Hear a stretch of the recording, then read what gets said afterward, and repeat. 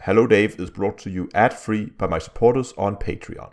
Become a Patreon yourself and get your name listed as a supporter at the end of every video by following the link in the video description. Hello ladies and gentlemen, and welcome to Hello Dave with Down to Earth Astronomy on this, the last day of the year. So today, of course, we're going to have a look at not only what's been going on the last week, but actually what's been going on the last year. And I'm also going to try to look forward, both for Elite, but also for the channel in more general terms. But before we dive into all that stuff, I need to say a huge thank you. I need to say thank you to Commander Crusader 1. Back in the end of November, he was at Louisville SuperCon, and there he met William Shatner, which you may know. He played James T. Kirk, captain of the USS Enterprise in Star Trek. And he got me this. Oh, here we have it, a signed picture by William Shatner, signed to Down to Earth Astronomy. That is absolutely awesome. I'm very careful with it here because I don't want any bends or anything like that. So I'm just going to put it away again here before I damage it. So again, huge thank you. He also included, don't know exactly what he actually does, but he included a small model of a Boeing 777, or whatever, how we would pronounce that, this is something from Emirates. So cool little thing. I'll find a place to put that on a shelf somewhere, probably next to some of my other space stuff somewhere. But even though this is not a spaceship, but oh well, I'll find a good place for this so it will get a prominent location. Let's dive into some of the news. And now, of course, there's been lots and lots of talks about all the stuff up in the latest 3.3 patch, and we also had a creators roundtable the day before yesterday. And we also talked a lot about like what has happened the last year, what our kind of hopes and dreams for next year. And of course, there is still a lot of bugs with the current patch. One of the more serious ones are still the connection issues that seems to be caused by the new mission server.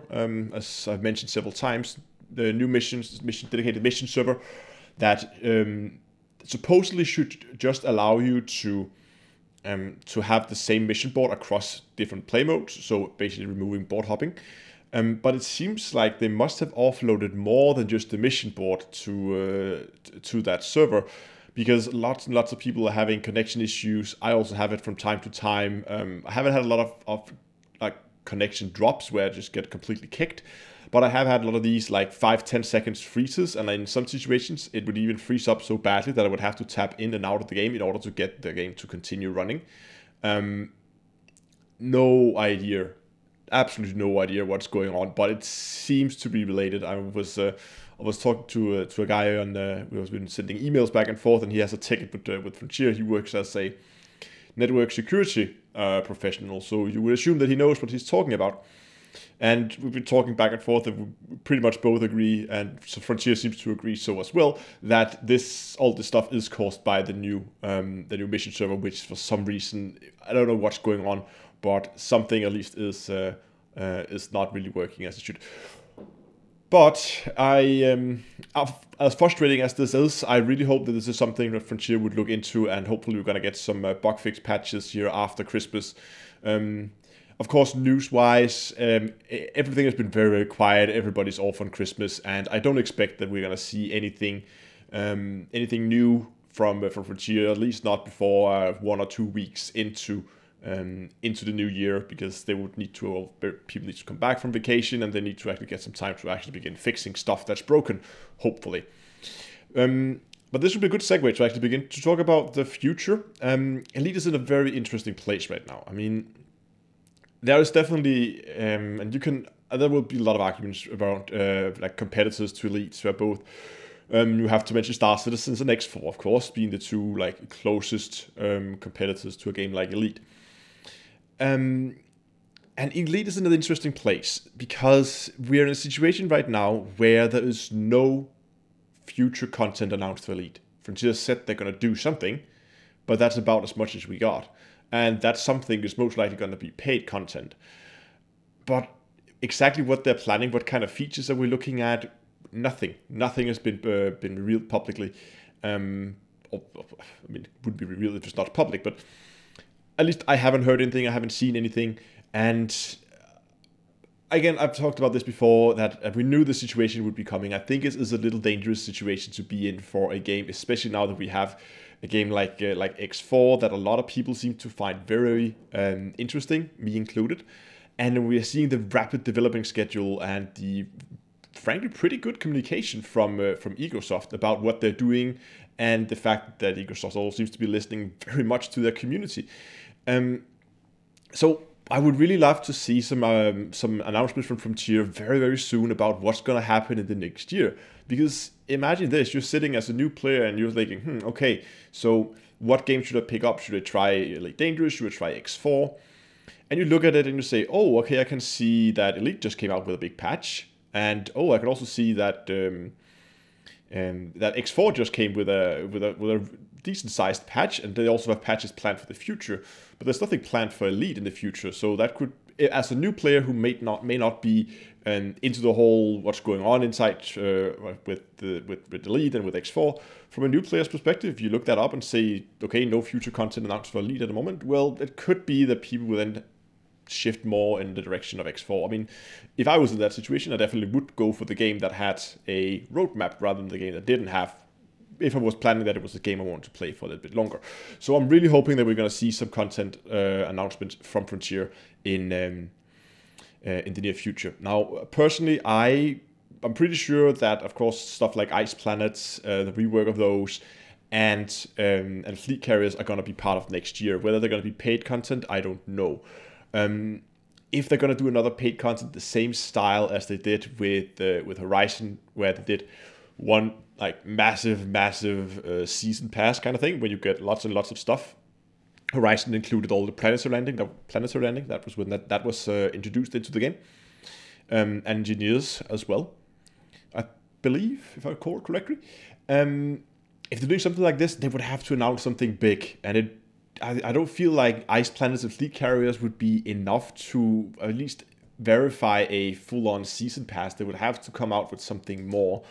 And of course, there is the stuff that everybody's talking about, atmospheric landings and space lakes. Now, space lake is kind of an interesting topic, because what is space lakes? Is space lakes walk around the stations, walk around on planets, walk around inside your ships? Or is space lake just EVAing, getting out of your ship to do stuff from a spacesuit? There's a lot of, I mean, it really depends who you ask, what people like expect of space lakes. Personally, I'm not sure if that's would be the way Frontier's going. Right now at least, because sure, we could go maybe allowed to walk around inside the ship, but if there's nothing to do inside the ships other than look, and it would be pretty, I'm sure, but there needs to be some gameplay around it. So I would actually think that they would have to begin developing stuff that would be enabling gameplay for space lakes down the road. And that could be something like atmospheric landings. Now, I don't expect that the first iteration of atmospheric landings is going to be full-on planets, dinosaurs, aliens, plants, everything everywhere. The first thing we're probably going to see is going to be landable barren worlds. So imagine like what Mars is today, right? It has an atmosphere, but it's there's not a lot going on the planet. That means they can reuse a lot of the already existing tools they have for generating planets. All they would have to do is just work out the mechanics for entering and exiting an atmosphere. That would probably have something to do with overheating. So if you descend too fast, your ship would overheat. So they could kind of begin to reuse some of the mechanics from the stars. And all that stuff needs to fall in place. So I see this as a multi-step process where they would start with just the barren worlds. And then once they got all those mechanics sorted out and that is solid, then we can begin to move on to looking at non-barren worlds, maybe uninhabited worlds where there's only plants, and then we could begin to move on to add wildlife and stuff like that later down the road. But at least I hope they're going to take it in small steps. Well, okay. From one point of view, I hope they're going to take it in small steps, because I feel like that's going to give a better developing process, that we get like small sections at a time. But on the other hand, we have also seen the Frontier have a tendency to implement new features that is pretty much just dead on arrival. I'm talking multi-crew, power play, that kind of stuff, that they have something that has the potential to be really, really good, and they just abandon it when it doesn't give the amount of hype that I've hoped for, or people not use it as much. It's kind of a catch-22. People not using it because it's not a finished thing, and Frontier don't want to finish it because nobody's using it. Again, we've seen this several times. There's a really good base for something, and they just get completely abandoned and nothing happened. Multi-crew, power play, the SRVs. Why do we still only have one SRV? These things were introduced like back with Horizons. That's a long time ago. Anyway, but that's some of my thoughts about where I hope the game is going to go next year. But I'll definitely be keeping a close eye on forums, Twitter, all the usual news channels from Frontier users, to see if they're going to do any kind of announcements for what they're going to do in 2019. Talking about 2019, I thought it would be fun. I've actually dived in and looked at some of the statistics on the channel here for the last year. And that's some pretty interesting stuff. I mean, going back, looking at where the channel was a year ago and where it is today, I'm just amazed what have happened over the last year. At 1st of January last year, the channel had 12.2 thousand subscribers, 12,200 subscribers. And as of this recording, I think the channel just passed 29,000, meaning 17,000 people have clicked that small subscribe button during this year. That's absolutely amazing. It just blows my mind. 17,000 people. That's a lot of people. That's really a lot of people. So welcome to all you new guys who've joined in the last year. I really hope you're enjoying it. Well, you probably would, since you decided to subscribe, hopefully. But also dived into some of the more statistics that you guys can't see, because I thought it would be fun as well. So over the last year, all you guys out there, you have watched over 17 years of videos on my channel. So the combined watch time of all the stuff you've been doing is 27 years. Well, my bad, 27 years. That's a lot of time. That means that on average, there would at every time of the year, there would be 27 people somewhere on the earth sitting watching one of my videos or a live stream or something like that.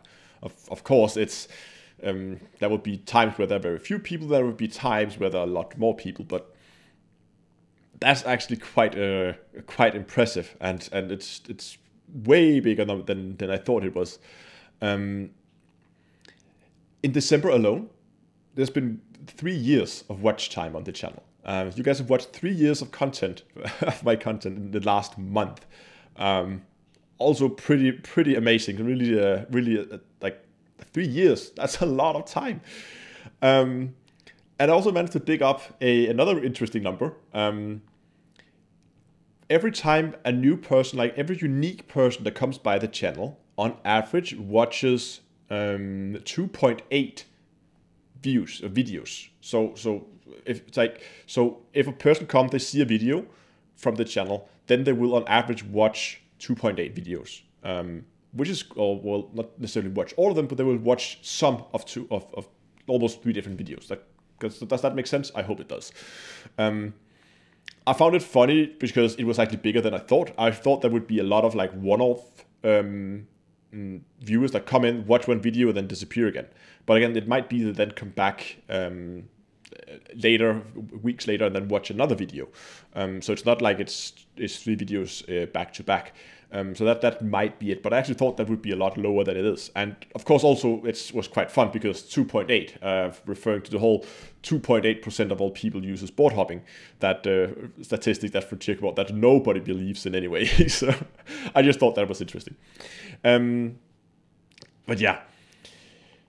So what's going to happen the next year?